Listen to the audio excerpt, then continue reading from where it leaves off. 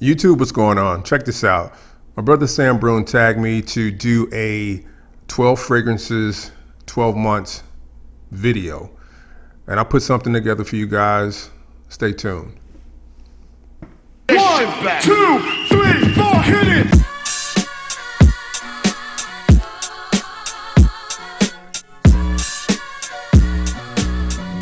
All right, so Sam really knocked it out of the park with this video. I really felt like every pick he had was great. I thought it was a great video, great selections. So instead of trying to follow him with doing something kind of similar, I said, let me do something a little bit different. And I said, I'm gonna do 12 vintage fragrances, 12 months.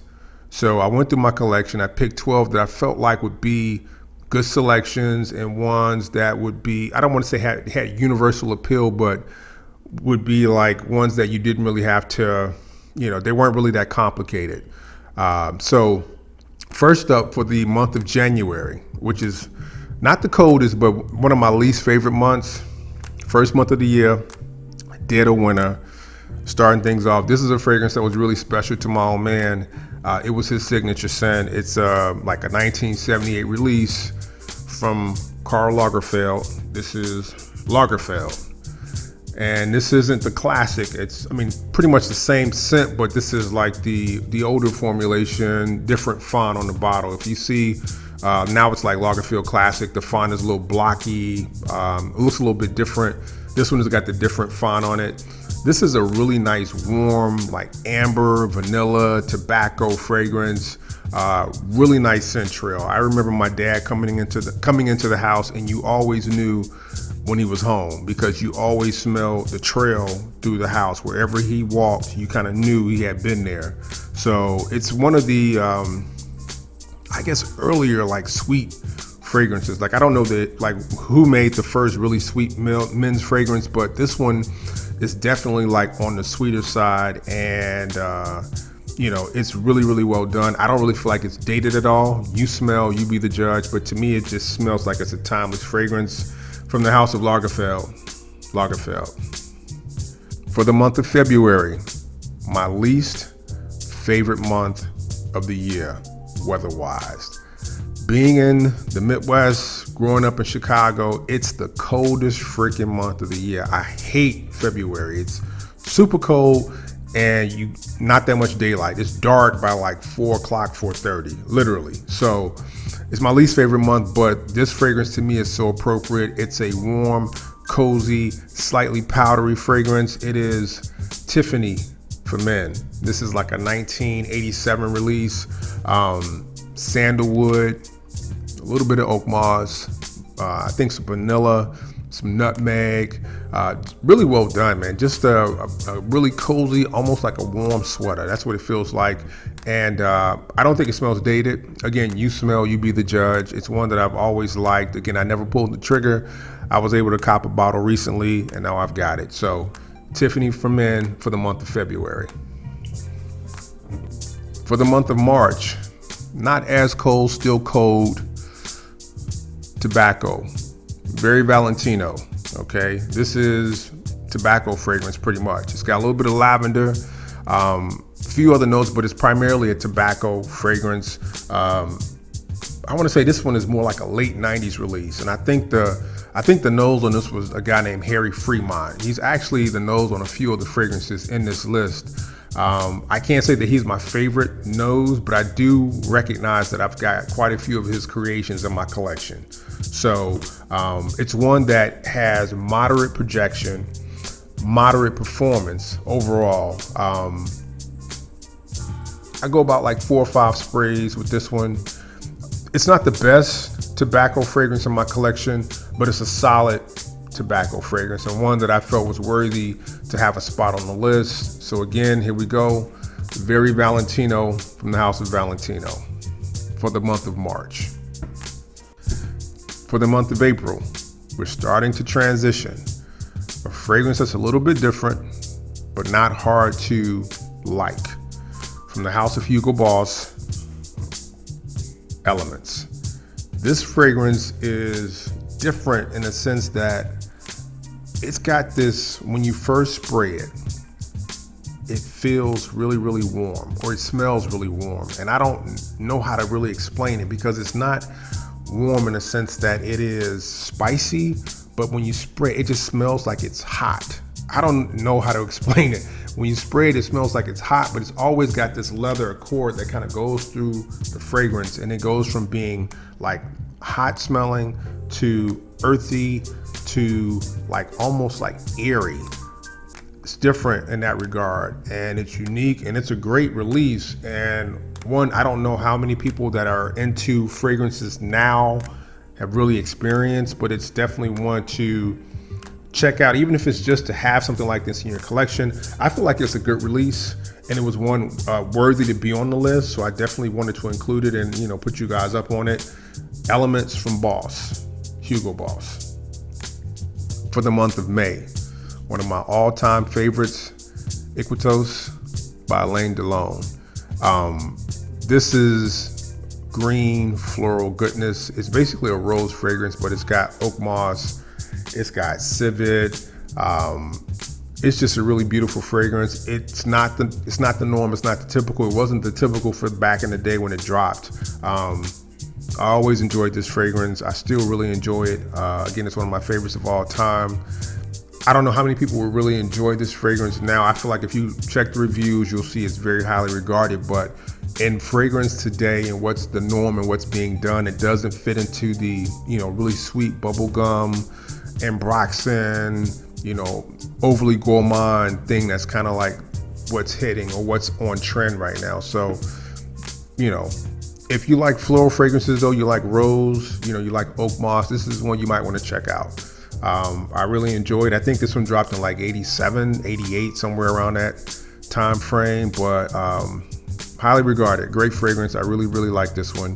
Equitos, Alain Delon, for the month of May. For the month of June, from the house of Givenchy and Sensei. Again, another floral fragrance. This one dropped in like 93. I never caught this one when it dropped. I never caught this. I never saw it in the stores.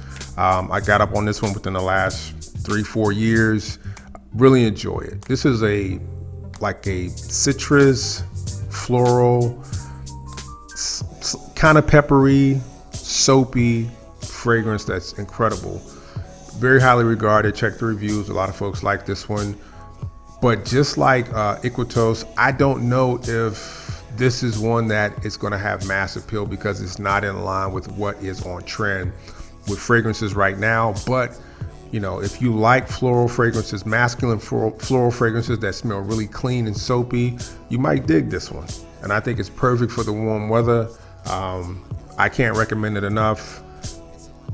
If you have to have a floral fragrance in your collection, this might be the one to check out. And Sensei, Givenchy, for the month of June. For the month of July, from the house of Ralph Lauren, one that you may not want to admit you like, but I know a lot of folks did like this one back in the day.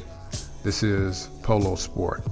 Another one from Harry Fremont. This is like a 94, 95 release.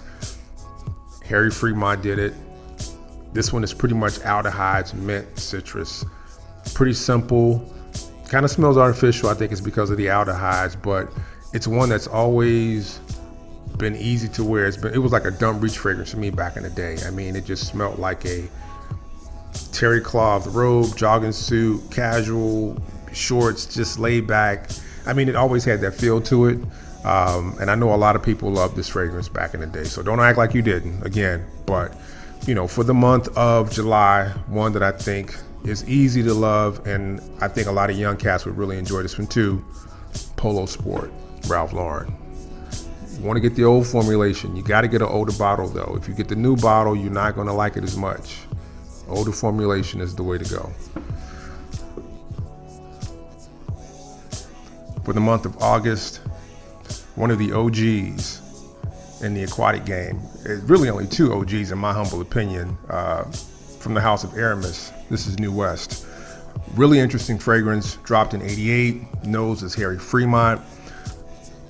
This is not your typical like new school aquatic fragrance. This fragrance has got legs, it's got thickness to it. It's like pine, it's aquatic notes, a little bit of lavender, you know, it's different.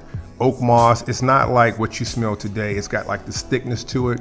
If you do your research, you'll kind of see what they were trying to capture. And they really capture the essence of like the atmosphere when it's a lot of water in the atmosphere. It just rained, sunny, hot, kind of muggy. It's got a different, unique, you know, take and feel to it that I, you know, suggest if you want to find out about this fragrance, you check out. It's worth checking out, honestly. If you can get a bottle, I highly suggest you grab this OG bottle like this and not the new school bottle. I think you'd be pleasantly surprised. Okay, so again, from the house of Aramis, New West for the month of August. For the month of September, none other than the iconic Fahrenheit from Christian Dior. This is an incredible fragrance. If you've never smelled it, you've got to check it out. It's infamous for the opening note. It's got this petrol or petroleum type note, which is almost, it's got a feel of like fresh cut grass and gasoline mixed together. It's basically like a leather fragrance. It's got lavender, it's got a little bit of like violet. And violet, you know, is something that is very noticeable. It's a fragrance that, believe it or not, a lot of women liked back when it first dropped. I remember hearing women say a lot that they liked the smell of this fragrance on a man. And I don't know if today people think of this as a fragrance that's like a sexy fragrance, but back then it was a fragrance that had a lot of appeal and a lot of people actually liked it. But it was a little different. It was kind of left field from what was, you know, kind of the rave at that time, or all the rage at that time. But a fragrance that I feel like is a great fragrance to have in the collection. If you are a historian of fragrance, you definitely got to have Fahrenheit. It's an iconic, one of the like best releases of all time. So from the house of Dior, Fahrenheit, this is for the month of September. For the month of October, from the house of Gucci, Gucci Envy. This is like a late 90s release, I think like 97, 98. Very, very sexy fragrance. This one is basically like cardamom, incense, vanilla. I don't want to say it's the precursor to La Nuit, but this is just a very, very like, wow. This is a great fragrance. I really hate that I didn't buy it when it was out. I actually did smell it. I remember specifically smelling this in a department store and, you know, saying I'm not going to spend any money today. I'm going to wait, pick it up later, and I never got a chance to pick it up back in the day. I picked it up recently, and I mean, this is just a great fragrance. It's kind of pricey today. If you see it online, you know, people are charging outrageous prices for it, but if you happen to run across a bottle, you can get it at an affordable, reasonable price.